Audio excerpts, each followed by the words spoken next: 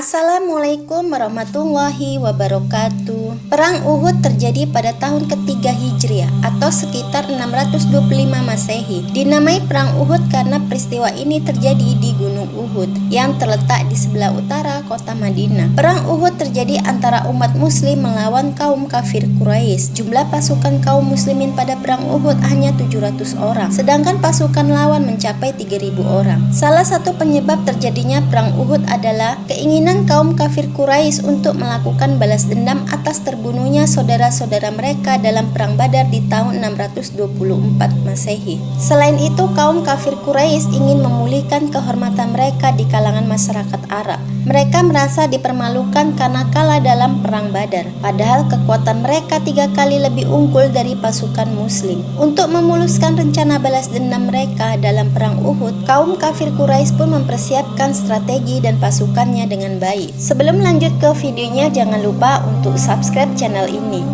Perang Uhud adalah salah satu pertempuran penting dalam sejarah Islam. Pertempuran ini terjadi pada tanggal 23 Maret 625 Masehi di kota Uhud dekat Madinah. Perang Uhud merupakan kelanjutan dari pertempuran Badar yang terjadi pada tahun sebelumnya. Latar belakang Perang Uhud berawal dari keinginan suku Quraisy di Mekah untuk membalas kekalahan mereka dalam pertempuran Badar. Mereka merencanakan serangan terhadap muslim dengan kekuatan yang lebih besar dibandingkan sebelumnya. Pasukan Quraisy dipimpin oleh Abu Sufyan, sementara pasukan muslim dipimpin oleh Nabi Muhammad SAW. Abu Sufyan memimpin langsung pasukan kaum Quraisy kota Mekah untuk menyerang kaum muslimin di Madinah dengan membawa pasukan yang mencapai 3.000 orang terlatih, termasuk di dalamnya ada pasukan yang berbaju jirah. Bukan hanya itu, mereka juga diperkuat dengan 200 pasukan kavaleri. Keberangkatan pasukan kaum Quraisy yang dipimpin secara langsung oleh Abu Sufyan ini terjadi setahun setelah Perang Badar, tepatnya pada tahun 625 Masehi, bulan Syawal tahun ketiga Hijriah. Rombongan pasukan tersebut berjalan dari Makkah sampai tiba di dua mata air lembah Sabqa,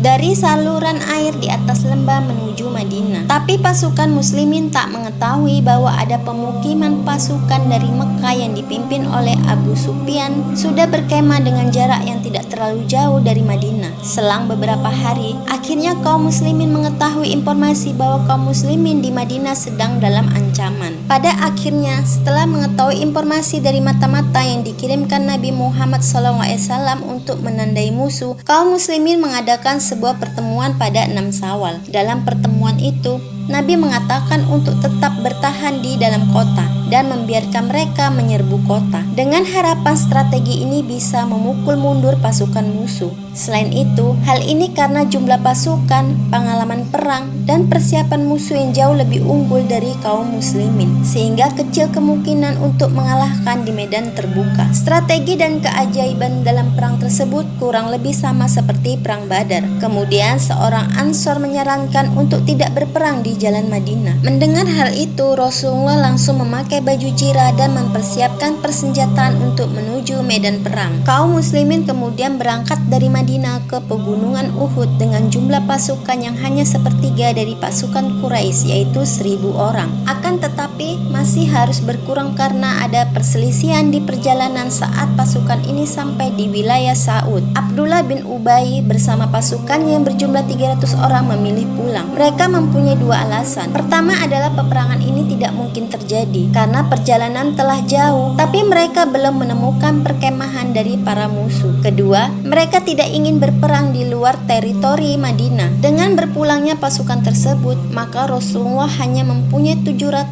pasukan dan harus melawan pasukan kaum Quraisy. Diperkirakan bahwa kaum Quraisy ini berjumlah sekitar 3.000 orang. Bukan hanya demikian, jumlah pasukan kaum muslimin juga semakin berkurang. Ketika Nabi memulangkan beberapa pasukan di barisannya yang dianggap terlalu muda, seperti Abdullah bin Amru, Zaid bin Sabit, Usama bin Zaid, dan lainnya yang jumlahnya ada sekitar 14 remaja. Setelah sampai di Bukit Uhud, Rasulullah SAW kemudian mengatur para pasukannya menjadi beberapa formasi. 50 untuk pemanah di bawah pimpinan Abdullah bin Zubair dalam posisi puncak bukit, dan lainnya di bawah antara bukit untuk menyerang kaum Quraisy. Menurut riwayat Imam Muslim, peperangan yang terjadi sangat dahsyat. Situasi di awal peperangan didominasi oleh pasukan Nabi Muhammad, terutama karena kehadiran pasukan pemanah di atas bukit yang dapat melihat pergerakan musuh yang ada di bawah untuk membangkitkan semangat para pasukan di tengah-tengah pertempuran tersebut. Perang Uhud ini berlangsung selama kurang lebih 7 hari. Akan tetapi situasi menjadi terbalik saat kaum muslimin di Bukit Uhud melihat kemenangan seperti sudah di ujung mata, dan Ashab bin Zafir berkata untuk mengambil harta rampasannya. Kemudian Ibnu Zubair mencoba mengingatkan dengan pesan Nabi. Tanpa memperdulikan peringatan itu, mereka akhirnya turun dari bukit. Pada akhirnya kemenangan di periode pertama di Bukit Uhud pun hilang sampai Khalid bin Walid bersama dengan pasukan kavalerinya menyadari kecerobohan dari pasukan pemanah muslimin dengan mengitari bukit. Khalid bin Walid pun menyerang pasukan tersebut dari belakang. Hal ini membuat lembah Uhud sebagai jebakan sempurna untuk kaum muslimin. Kaum kafir Quraisy pada akhirnya melakukan serangan secara mendadak sampai kaum muslimin terkepung dari segala penjuru. Kaum muslimin berusaha untuk mempertahankan posisi dan melindungi Nabi Muhammad SAW. Akibatnya perang tersebut menimbulkan banyak korban jiwa termasuk sahabat dan keluarga Nabi Muhammad SAW.